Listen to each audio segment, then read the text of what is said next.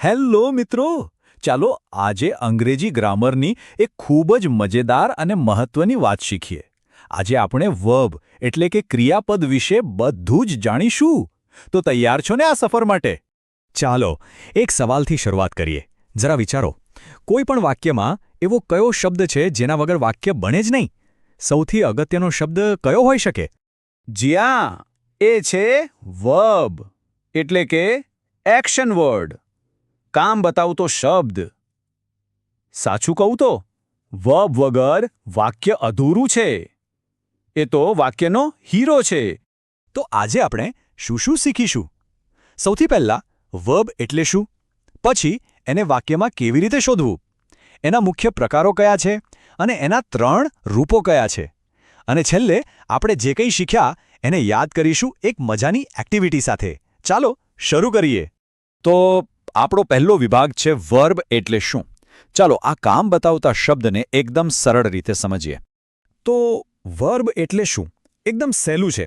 Verb એવો શબ્દ છે જે આપણને એ બતાવે કે કોઈ વ્યક્તિ કે વસ્તુ શું કરી રહી છે, શું થઈ રહ્યું છે, અથવા તો એ કઈ સ્થિતિમાં છે. ટૂંકમાં એ એક એક્શન વર્ડ છે. વર્બ મુખ્યત્વે 3 વસ્તુઓ બતાવે છે. પહેલું છે એક્શન, એટલે કે કોઈ કામ, જેમ કે દોડવું, રમવું, લખવું. બીજું છે સ્ટેટ, એટલે કે કોઈની સ્થિતિ, જેમ કે ખુશ હોવું, ઉદાસ હોવું.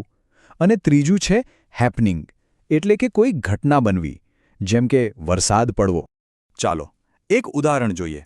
રવિ રન્સ એટલે કે રવિ દોડે છે. આ વાક્યમાં રવિ કયું કામ કરી રહ્યો છે? હા, દોડવાનું. તો અહીં રન્સ એ આપણો વર્બ છે, જે એક કામ, એક એક્શન બતાવે છે. હવે આ વાક્ય જુઓ.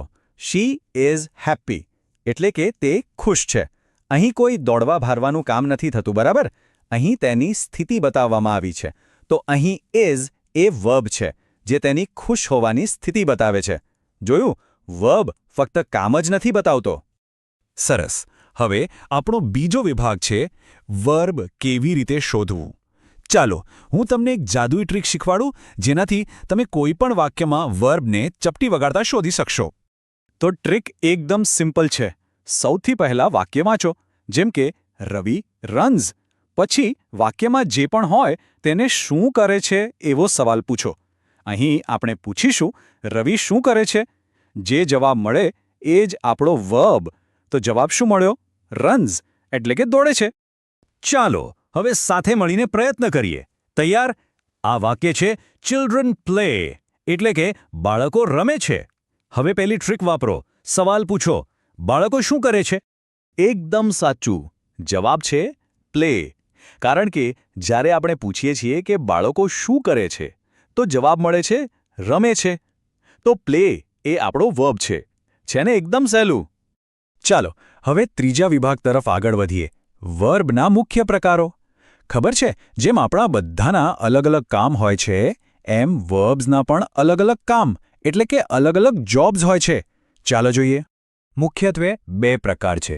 એક છે એક્શન વર્બ, જે કોઈ શારીરિક કે માનસિક કામ બતાવે, જેમ કે રન્સ એટલે કે દોડવું, અથવા રાઇટ્સ એટલે કે લખવું. બીજો પ્રકાર છે લિંકિંગ વર્બ, જેનું કામ છે જોડવાનું. તે વાક્યના કર્તાને તેના વિશેની વધુ માહિતી સાથે જોડે છે. જેમ કે શી ઇઝ હેપીમાં ઇઝ એ શી અને હેપીને જોડે છે. ક્યારેક વાક્યમાં એકલો વર્બ નથી હોતો, એનું એક દોસ્ત પણ સાથે હોય છે. જેમ કે she is reading a book. અહીં રીડિંગ એ મુખ્ય કામ છે, એટલે એ મેઇન વર્બ છે, અને ઇઝ એ તેની મદદ કરી રહ્યો છે, એટલે એ હેલ્પિંગ વર્બ છે. હેલ્પિંગ વર્બ હંમેશા મેઇન વર્બની મદદ કરવા આવે છે, જાણે પક્કા દોસ્ત હોય. વર્બના બીજા 2 પ્રકાર પણ છે, ટ્રાન્ઝિટિવ અને ઇન્ટ્રાન્ઝિટિવ. ટ્રાન્ઝિટિવ વર્બને પોતાનો અર્થ પૂરો કરવા માટે એક કર્મ એટલે કે ઓબ્જેક્ટની જરૂર પડે છે. જેમ કે શી રીડ્સ, શું વાંચે છે? અ બુક. અ બુક વગર વાક્ય અધૂરું લાગે. જ્યારે ઇન્ટ્રાન્ઝિટિવ વર્બને કોઈની જરૂર નથી, એ એકલા જ વાક્ય પૂરું કરી શકે છે. જેમ કે બર્ડ્સ ફ્લાય, પક્ષીઓ ઉડે છે. વાત પૂરી. હવે આવે છે સૌથી મહત્વનો ભાગ, વિભાગ 4, વર્બના 3 રૂપો. જેમ આપણે સમય પ્રમાણે કપડાં બદલીએ છીએ એમ વર્બ પણ સમય પ્રમાણે પોતાનું રૂપ બદલે છે, જેથી આપણને ખબર પડે કે કામ ક્યારે થયું, અત્યારે, પહેલા કે ક્યારેક. વર્બના 3 મુખ્ય રૂપો છે: V1, V2 અને V3. V1 એટલે એનું મૂળ રૂપ, જે વર્તમાન કાળ માટે વપરાય છે, જેમ કે eat. V2 એટલે ભૂતકાળનું રૂપ, જે વીતી ગયેલા સમય માટે વપરાય છે, જેમ કે ate. અને V3 એટલે પાસ્ટ પાર્ટિસિપલ, જે પૂર્ણકાળમાં વપરાય છે, જેમ કે eaten. અહીં કેટલાક સામાન્ય વર્બ્સના 3 રૂપો આપેલા છે, જેમ કે જવું માટે go, went, gone, ખાવું માટે eat, ate, eaten, લખવું માટે write, wrote, written અને જોવું માટે see, saw, seen. આ રૂપો યાદ રાખવા ખૂબ જ જરૂરી છે હો. હવે આ રૂપ બદલવાની પણ 2 રીત છે. રેગ્યુલર વર્બ્સ ખૂબ જ સીધા-સાદા હોય છે. એમના V2 અને V3 બનાવવા માટે છેલ્લે ખાલી ઈડી લગાવી દેવાનું, જેમ કે પ્લેનું પ્લેડ. પણ ઇરેગ્યુલર વર્બ્સ થોડા તોફાની હોય છે. એ કોઈ નિયમ નથી માનતા અને અલગ અલગ રીતે બદલાય છે, જેમ કે ગોનું વેન્ટ. એમને તો આપણે યાદ જ કરવા પડે. અને હવે આપણે આવી ગયા છીએ આપણા આજના છેલ્લા અને સૌથી મજેદાર વિભાગમાં, વિભાગ 5. ચાલો યાદ કરી લઈએ. હવે એક નાનકડી ચેલેન્જનો સમય છે, એ જોવા માટે કે આપણે કેટલું સરસ શીખ્યા. તૈયાર છો? અહીં 4 વાક્યો છે. તમારે દરેકમાં વર્બ શોધવાનો છે. પહેલું, birds fly in the sky. બીજું, ધ ટીચર ટીચર્સ ઇંગ્લિશ. ત્રીજું, she is reading a book. અને ચોથું, ચિલ્ડ્રન લાફ લાઉડલી. આરામથી વિચારો. ચાલો જવાબો ચેક કરીએ. પહેલામાં છે ફ્લાય, બીજામાં ટીચર્સ, ત્રીજામાં ઇઝ રીડિંગ. અહીં હેલ્પિંગ અને મેન બંને વર્બ છે. અને ચોથામાં લાફ.